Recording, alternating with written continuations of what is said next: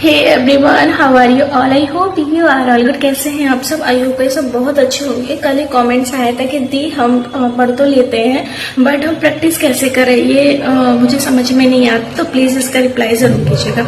Okay, ये आपकी नहीं, ये काफ़ी सारे व्यूअर्स की प्रॉब्लम है जो भी अभी स्टडी कर रहे हैं। आफ्टर दैट उनका सिलेबस तो कंप्लीट हो जाता है बट ये नहीं पता कि हमें प्रैक्टिस कैसे करनी है, कहाँ से करनी है। तो यदि आप इसी फेज से गुजर रहे हो तो 5 मिनट से वीडियोस को देखिएगा, स्किप मत कीजिएगा।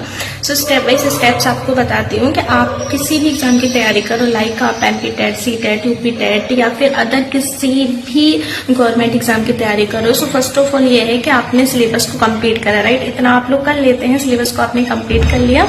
आफ्टर दैट अब हमें समझ में नहीं आता हम प्रैक्टिस कहाँ से करें। काफ़ी सारे व्यूअर्स पूछते भी हैं कि जैसे हम कोई परचेज कर लें क्या, कोई टेस्ट सीरीज परचेज कर लें, उससे हम टेस्ट पेपर लगाएं। देखो, सबसे पहले चीज़ समझो, आपने किसी भी टॉपिक को पढ़ा, लाइक आपने एमपी टेट वर्ग 2 जैसे जिन्होंने कमेंट्स किया था, पहले मैं उनका रिप्लाई कर देती हूँ। आपने मुझसे पूछा था कि वर्ग 2 का जो सिलेबस है, राइट, जैसे वर्ग 2 के सिलेबस में लेटर है, लाइक लेटर है, उसमें हमें लेटर पढ़ना, एडिशन, जॉब लेटर्स, ऐसे कुछ हमें पढ़ना है एंड हमें कुछ लैंग्वेज पेडालॉजी भी पढ़नी है। तो जैसे आपने किसी भी टॉपिक को कंप्लीट करा, ओके, आपने टॉपिक को कंप्लीट करा, लाइक मैंने लेटर पढ़ा, मैं लेटर्स के बारे में पढ़ा कि लेटर्स 2 टाइप्स के होते हैं, फॉर्मल होते हैं, इनफॉर्मल लेटर्स होते हैं। मैंने इन 2 टाइप्स को पढ़ा।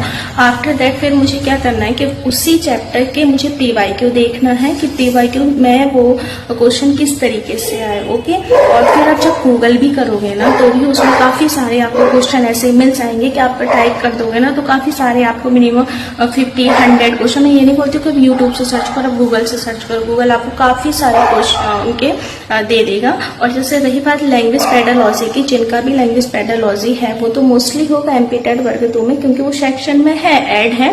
तो जैसे आप लैंग्वेज पेडालॉजी का आप करते हो, जैसे आपने बाइलिंगुअल लगाया या फिर नीड ऑफ एक्यूजेशन लैंग्वेज वाला पढ़ा, आपने चैप्टर पढ़ा, डायरेक्ट लैंग्वेज, इनडायरेक्ट ये लैंग्वेज आपने पढ़ी, ग्रामर मेथड्स पढ़े, डायरेक्ट मेथड्स पढ़े, ये सारे मेथड्स पढ़े। इनको सबसे इम्पोर्टेंट क्या है कि आपने जैसे थ्योरी पढ़ी,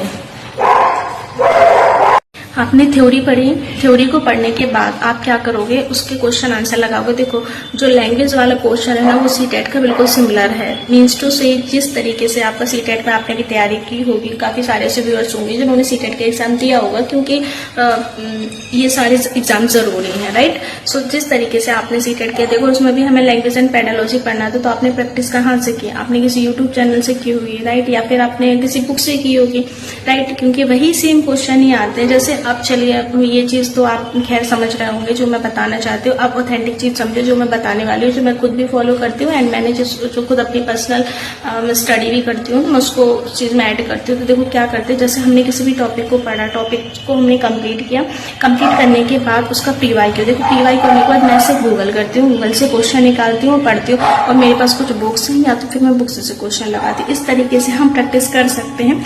एंड जैसे अब आप कहोगे कि गूगल पे जब हम डालते हैं तो सारे पेपर्स क्वेश्चन नहीं आते।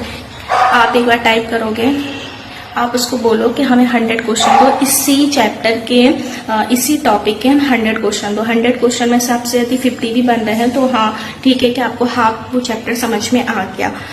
यदि आपके उससे भी कम गलत है तो फिर आप उस चैप्टर को फिर से पढ़िएगा, जिससे कि काफ़ी अच्छे से आपकी तैयारी हो, जैसे आप जब तक आपको सेटिस्फेक्शन ना हो जाए कि हाँ ये क्वेश्चन मैंने सही किया, ये मैं सही कर सकती थी, इसका ये क्वेश्चन है तो आंसर क्या होगा, इस तरीके से की जाती है प्रैक्टिस। और सबसे बड़ी चीज़ है कि सिलेबस कंप्लीट करना कोई बड़ा टास्क नहीं है, बट प्रैक्टिस करना इज मोस्ट इम्पॉर्टेंट। सो सबसे ज़्यादा है कि प्रैक्टिस पर ध्यान दीजिए। सिलेबस तो कंप्लीट हो जाता है, किसी भी एग्जाम की तैयारी करें आप, चाहे वर्ग 1 की करें, वर्ग 2 की करें, या फिर किसी भी एग्जाम की तैयारी करें। लाइक मैं भी मोस्टली मेरा वर्ग 1 का सिलेबस आधे से ज़्यादा कंप्लीट हो चुका है। मैंने शॉर्ट स्टोरीज कंप्लीट कर ली, मैंने प्रोज कंप्लीट कर लिया, लाइक धीमे धीमे हो भी जाएगा।